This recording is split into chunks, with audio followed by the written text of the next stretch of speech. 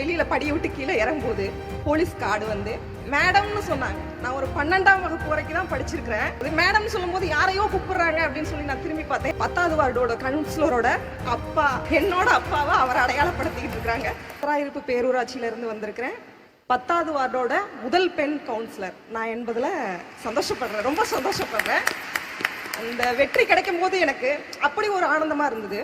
என்ன சொல்றது, வெளியில வெற்றி வேட்பாளர் ராஜேஸ்வரி அப்படின்னு சொல்லும் போது வெளியில படியை விட்டு கீழே இறங்கும்போது போலீஸ் கார்டு வந்து, இல்ல மேடம் உங்களை நாங்க தனியா அனுப்ப முடியாது மேடம்னு சொன்னாங்க. நான் ஒரு 12ஆம் வகுப்பு வரைக்கும் தான் படிச்சிருக்கிறேன். இந்த மேடம்னு சொன்னது ஒரு புதுசா ஒரு எக்ஸ்பீரியன்ஸ்.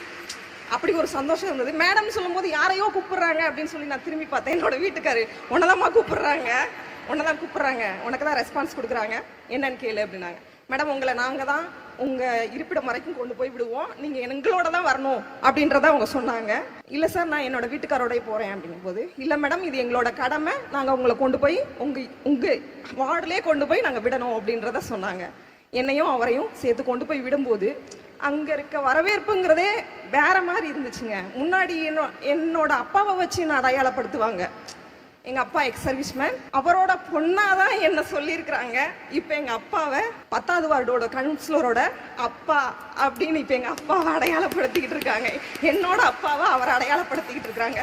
என் பொண்ணுங்க போனாலுமே எங்கேயாவது போயிட்டு இருந்தாலுமே கவுன்சிலரோட பொண்ணு போகுதுங்க, 2 பேர் போறாங்க பாருங்க அப்படின்னு தான் சொல்லுவாங்க. அது எனக்கு ரொம்ப பெருமையா இருக்குது. இது எனக்கு வித்தியாசமான அனுபவமாகவும் இருக்குது. ஒரு பெண் அரசியலுக்குள்ள வரும்போது என்ன மாற்றம் நிகழும்னா இந்த மாற்றம் தான் நிகழும். பெரிய அங்கீகாரம், சமூக அங்கீகாரம் கிடைக்கிறது. இது எனக்கு கிடைச்ச அங்கீகாரமா நினைக்கல, இங்க இருக்க அத்தனை பேருக்கும் கிடைச்ச அங்கீகாரமா நான் நினைக்கிறேன்.